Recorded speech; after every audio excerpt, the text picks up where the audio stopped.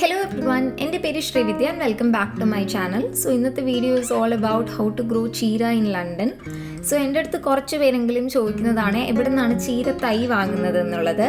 So ചീര തൈ അല്ല, നമ്മൾ ചീരയുടെ വിത്ത് പാകിയിട്ടാണ് ചീര വളർത്തുന്നത്.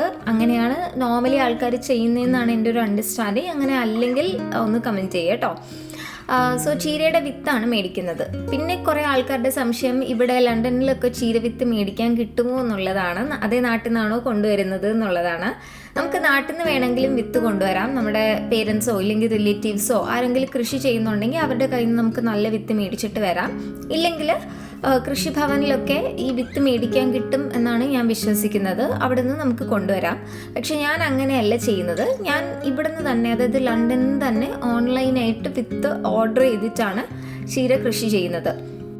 സോ വിത്ത് മേടിക്കുന്നത്, ഞാൻ മോസ്റ്റ്ലി വിത്ത് മേടിക്കുന്നത് എറ്റ്സിന്നാണ്. എറ്റ്സിയിൽ പല പല സെല്ലേഴ്സ് ഉണ്ട്. അപ്പം നിങ്ങൾ അമറാന്തസ് എന്നാണ് ചീരയുടെ ഇംഗ്ലീഷ് നെയിം. അമറാന്തസ് സീഡ്സ് എന്ന് സെർച്ച് ചെയ്തിട്ടുണ്ടെങ്കിൽ എറ്റ്സിയിൽ കുറേ സെല്ലേഴ്സ് പോപ്പപ്പ് ചെയ്ത് വരും. അപ്പോൾ യുണൈറ്റഡ് കിങ്ഡത്തിലോട്ട് ഡെലിവറി ഉള്ള ഒരു സെല്ലറിനെ നിങ്ങൾക്ക് ചൂസ് ചെയ്യാം. നല്ല റിവ്യൂ ഉള്ള ഒരു സെല്ലറിനെ ചൂസ് ചെയ്യണം.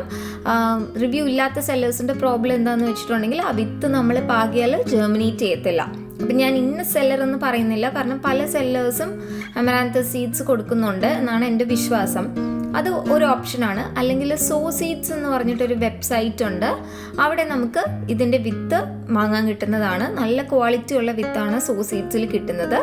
ഇപ്പം ചീരയുടെ കാര്യത്തിൽ ഒരു പാക്കറ്റായിട്ടാണ് വരുന്നത്. എനിക്ക് തോന്നുന്നു അതിൻ്റെ അകത്തൊരു 500 to 1000 വിത്ത് ഉണ്ടാവും. ചീരയുടെ വിത്ത് തീരെ കുഞ്ഞാണ്, നമുക്കിങ്ങനെ എടുക്കാൻ തന്നെ ബുദ്ധിമുട്ടുള്ള വിത്താണ്. അപ്പോൾ ഒരു പാക്കറ്റിൽ ഞാൻ പറഞ്ഞതുപോലെ 500 to 1000 സീഡ്സ് ഒക്കെ ഉണ്ടാവും. അതിന് 2 pounds അങ്ങനെ എന്തോ ഉള്ളൂ. പിന്നെ ഓൺ ടോപ്പ് ഓഫ് ദാറ്റ് നമ്മൾ ഡെലിവറി ചാർജ് കൊടുക്കണം. നമ്മൾ ചെറിയ എമൗണ്ട്സിനൊക്കെയാണ് ഓർഡർ ചെയ്യുന്നതെങ്കിൽ ഈ വിത്ത് നമുക്ക് 2 pounds തന്നെ വാങ്ങാൻ കിട്ടത്തില്ല. ഡെലിവറി ചാർജ് ഒരു 3 to 4 pounds അങ്ങനെ എങ്ങാണ്ട് കൊടുത്താലാണ് നമുക്ക് ഡോർ സ്റ്റെപ്പ് ഡെലിവറി കിട്ടുന്നത്. അപ്പോൾ സോ സീഡ്സ് ഒന്ന് ചെക്ക് ചെയ്ത് നോക്കുക. അവിടെ ചീരയുടെ വിത്ത് മാത്രമല്ല എല്ലാ ടൈപ്പ് വിത്തും കിട്ടുന്നതാണ്. എക്സോട്ടിക് പ്ലാന്റ്സിൻ്റെ പല പല വിത്തും കിട്ടുന്ന ഒരു വെബ്സൈറ്റാണ് സോ സീഡ്സ് എന്ന് പറയുന്നത്.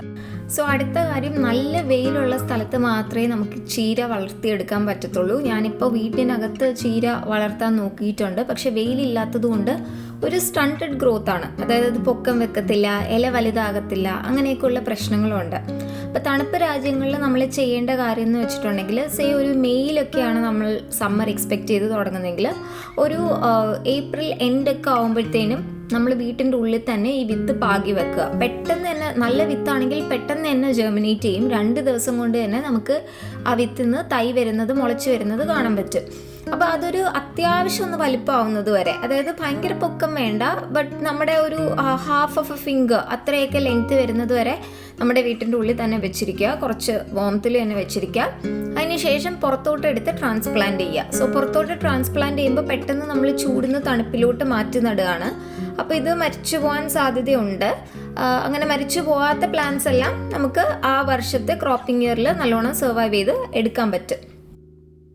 സോ ഇതിന് വളമായിട്ട് ഞാൻ യൂസ് ചെയ്യുന്നത് എല്ലുംപൊടിയാണ്. ഇത് പുറത്തോട്ട് ട്രാൻസ്പ്ലാന്റ് ചെയ്യുമ്പോഴത്തേനും ആ ടബിനകത്തോട്ട് ഞാൻ നല്ലോണം എല്ലുംപൊടി മിക്സ് ചെയ്ത് കൊടുത്തിട്ട് അതിലോട്ടാണ് ചീര ട്രാൻസ്പ്ലാന്റ് ചെയ്ത് വെക്കുന്നത്. എല്ലുംപൊടി ഈസ് ഗുഡ് ഇനഫ്. നമ്മൾ ഒരു തവണ നല്ലോണം എല്ലുംപൊടി ആഡ് ചെയ്ത് മണ്ണ് പ്രിപ്പയർ ചെയ്തിട്ടുണ്ടെങ്കിൽ ചീര വളരുന്നതിന് ഒരു പ്രോബ്ലം ഉണ്ടാവില്ല. നല്ല വെയിലും നല്ലോണം നമ്മൾ വെള്ളം ഒഴിച്ചു കൊടുത്തിട്ടുണ്ടെങ്കിൽ നല്ല അടിപൊളിയായിട്ട് വളർന്നു കിട്ടും. സോ ഈ ചുമന്ന ചീര പോലെ തന്നെ നമുക്ക് വളർത്തിയെടുക്കാൻ പറ്റുന്ന ഒരെണ്ണമാണ് പാലക് ചീര, ദാറ്റ് സ്പിനാച്ച്. അപ്പോൾ സ്പിനാച്ചിൻ്റെ സീഡ്സ് നമുക്ക് സോ സീഡ്സ് തന്നെ മേടിക്കാം. ഇനി സ്പിനാച്ചിൻ്റെ കാര്യം എങ്ങനെയാണെന്ന് പറഞ്ഞു കഴിഞ്ഞാൽ, നമ്മൾ വെട്ടിയെടുക്കുമ്പോഴത്തേനും അതിനെ അപ്രൂട്ട് ചെയ്യരുത്, അതായത് ഇതിനെ പിഴുതെടുക്കരുത്. അതിനിങ്ങനെ ഇല കട്ട് ചെയ്ത് മാത്രം എടുക്കുക. അങ്ങനെ ചെയ്തിട്ടുണ്ടെങ്കിൽ അടുത്ത വർഷം ആ വേരിന്ന് പുതിയ സ്പിനാച്ച് ലീവ്സ് വരും. പക്ഷെ ചീരയുടെ കാര്യം അങ്ങനെയല്ല. ചീര ഈ തണുപ്പത്തൊട്ടും സർവൈവ് ചെയ്യാത്തതുകൊണ്ട് അതിൻ്റെ ആ സ്റ്റെം അങ്ങ് ഉണങ്ങി അഴുകി ഒക്കെ പോവും. സോ ചീര ഹാർവെസ്റ്റ് ചെയ്യുമ്പോൾ പ്രത്യേകം ശ്രദ്ധിക്കേണ്ട ഒരു കാര്യം, അതിനെ അപ്രൂട്ട് ചെയ്യരുത്, ചെടിയെ അപ്രൂട്ട് ചെയ്യരുത്. അതുപോലെ അതിൻ്റെ കടക്കിൽ വെച്ച് വെട്ടിയെടുക്കുകയും ചെയ്യരുത്. എപ്പോഴും മണ്ണിൽ നിന്ന് കുറച്ച് പൊക്കത്തിൽ വേണം നമ്മൾ വെട്ടിയെടുക്കാൻ. അങ്ങനെ ചെയ്തിട്ടുണ്ടെങ്കിൽ നമുക്ക് അതേ ചെടിയിൽ നിന്ന് 2-3 തവണ ഇല പറിച്ചെടുക്കാൻ പറ്റത്തുള്ളൂ. ഞാൻ ചില സമയം കടയ്ക്കിൽ വെച്ച് വെട്ടിക്കൊടുക്കാറുണ്ട്. കാരണം ബാൽക്കണി ഗാർഡനിൽ സ്പേസ് കുറവായതുകൊണ്ട് ഞാൻ ഒരു ടബിൽ തന്നെ ഒരു 8-10 തൈയൊക്കെ നടും. അപ്പം ചില തൈ ഭയങ്കരമായിട്ട് പെട്ടെന്ന് വളർന്നിട്ട് ചെറിയ തൈയിനുള്ള വെയിൽ ബ്ലോക്ക് ചെയ്യും. അപ്പം ചെറിയ തൈയെല്ലാം ഒരുമാതിരി സ്റ്റണ്ടഡ് ഗ്രോത്ത് ആയി പോവും. അതുകൊണ്ടാണ് ഞാൻ വലുതായ തൈ പെട്ടെന്ന് കടയ്ക്കൽ വെച്ച് തന്നെ വെട്ടിക്കൊടുക്കുന്നത്. സോ ദാറ്റ് ഈ ചെറിയ തൈയിനും വെയിലടിച്ചിട്ട് നല്ലോണം വളർന്നു വരാമല്ലോ എന്ന് വിചാരിച്ചിട്ട്. പക്ഷെ അങ്ങനെ ചെയ്യരുത്. മണ്ണിൽ നിന്ന് കുറച്ച് മേളിലോട്ട് വെട്ടിയാലേ നമുക്ക് 2-3 തവണ അതേ ചെടിയിൽ നിന്ന് ഇല പറിച്ചെടുക്കാൻ പറ്റത്തുള്ളൂ. അടുത്ത ഇമ്പോർട്ടൻ്റ് ആയിട്ട് ശ്രദ്ധിക്കേണ്ട ഒരു കാര്യം, ചീരയിൽ ഇവിടെ ചെറിയൊരു പുഴു വന്ന് ആ ഇല പെട്ടെന്ന് കഴിക്കും. അപ്പം നമ്മൾ എല്ലാ ദിവസവും ചെക്ക് ചെയ്തോളുക. ചീരയിൽ എന്തെങ്കിലും നിങ്ങളൊരു ഹോൾ ഇങ്ങനെ കണ്ടിട്ടുണ്ട് ഇലയിലെങ്കിൽ പുഴു വന്നിട്ടുണ്ട് എന്ന് ഉറപ്പിക്കാം. നമ്മൾ ആ പുഴുവിനെ അപ്പം തന്നെ എടുത്ത് മാറ്റിയിട്ടില്ലെങ്കിൽ അത് പിന്നെയും അവിടെ റീപ്രൊഡ്യൂസ് ചെയ്ത് നമ്മുടെ ഇലയെല്ലാം അത് കഴിച്ചു തീർക്കും. എനിക്ക് ഒരു തവണ അങ്ങനെ പറ്റിയിട്ടുണ്ട്. ആദ്യത്തെ തവണ എനിക്ക് അറിയത്തില്ലായിരുന്നു എന്താണ് ഇങ്ങനെ ഇല ഇങ്ങനെ ഫുള്ള് ഇങ്ങനെ ദ്വാരം വന്നിരിക്കുന്നതെന്ന്. അത് പുഴു കഴിക്കുന്നതാണ്. അപ്പോൾ ഒരു തവണയെങ്കിലും നിങ്ങൾ ആ ദ്വാരം സ്പോട്ട് ചെയ്യുകയാണെങ്കിൽ പുഴു ഉണ്ട് എന്ന് ഉറപ്പിച്ചിട്ട് അതിനെ മാറ്റാനുള്ള പരിപാടി ചെയ്യുക. നമ്മൾ സ്മോൾ സ്കെയിൽ കൾട്ടിവേഷനൊക്കെ ചെയ്യുമ്പോഴത്തേനും അങ്ങനെ പെസ്റ്റിസൈഡ്സ് ഒന്നും യൂസ് ചെയ്യാൻ ഞാൻ സജസ്റ്റ് ചെയ്യില്ല. ജസ്റ്റ് നമ്മൾ ആ ഇലയുടെ അടിയിലായിരിക്കും ഈ പുഴു ഇരിക്കുന്നത്, ഒരു പച്ച കളറിൽ. അതിനെ നോക്കിയിട്ട് അതിനെ എടുത്ത് മാറ്റുക. അല്ലെങ്കിൽ അടുത്ത് ചെയ്യാവുന്ന ഒരു കാര്യം എന്തെന്ന് പറഞ്ഞു കഴിഞ്ഞാൽ, കുറച്ച് വേപ്പിൻ്റെ എണ്ണയും അതുപോലെ സോപ്പും കൂടെ വെള്ളത്തിൽ മിക്സ് ചെയ്തിട്ട് നമുക്ക് ഇലയുടെ അടിയിലോട്ട് സ്പ്രേ ചെയ്ത് കൊടുക്കാം. അത് ഈ പുഴുവിനെ നശിപ്പിക്കാൻ വേണ്ടി നല്ലതാണ്. പക്ഷേ നമ്മൾ ഈ വേപ്പിൻ്റെ എണ്ണയും അതുപോലെ സോപ്പ് എന്ന് പറയുമ്പോൾ നമ്മുടെ പാത്രം കഴുകുന്ന ഡിഷ് വാഷിംഗ് ലിക്വിഡ് ഇല്ലേ, അതാണ് ഞാൻ ഉദ്ദേശിക്കുന്നത്. സോപ്പും കൂടെ മിക്സ് ചെയ്യുമ്പോഴത്തേനും അതിൻ്റെ ക്വാണ്ടിറ്റി കൂടിപ്പോയിട്ടുണ്ടെങ്കിൽ, അതായത് നിങ്ങൾ ഉണ്ടാക്കുന്ന ഒരു ഡൈല്യൂട്ട് സൊല്യൂഷൻ അല്ലാന്നുണ്ടെങ്കിൽ അത് സ്പ്രേ ചെയ്ത് കൊടുക്കുമ്പോഴത്തേനും നമ്മുടെ ചീരയുടെ നാമ്പ് വെച്ച് തന്നെ കരിഞ്ഞു പോകും.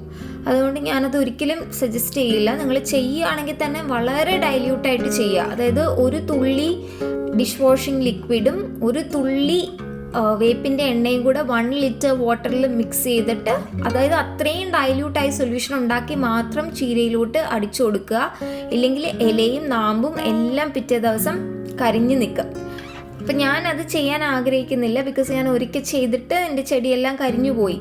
അതുകൊണ്ട് ഞാൻ എപ്പോഴും ഇതുപോലെ സുഷിരം ഉണ്ടോ എന്ന് നോക്കിയിട്ട് ആ പുഴുവിനെ എടുത്ത് മാറ്റി കൊടുക്കുകയാണ് ചെയ്യുന്നത്. അപ്പോൾ ഇതൊക്കെയാണ് ചീരകൃഷിയെക്കുറിച്ച് എനിക്കറിയാവുന്നുള്ള കാര്യം. നിങ്ങൾക്ക് ഇതിൽ കൂടുതൽ എന്തെങ്കിലും അറിയാമെങ്കിൽ തീർച്ചയായിട്ടും കമൻറ്റ് ചെയ്യുക. ഒരു ചെറിയ വീഡിയോ ആയിരുന്നു. നിങ്ങൾക്ക് വീഡിയോ ഇഷ്ടപ്പെട്ടു എന്നാണ് ഞാൻ വിചാരിക്കുന്നത്. ഇഷ്ടപ്പെട്ടിട്ടുണ്ടെങ്കിൽ ഒന്ന് ലൈക്കും സബ്സ്ക്രൈബും ചെയ്തേക്കുക.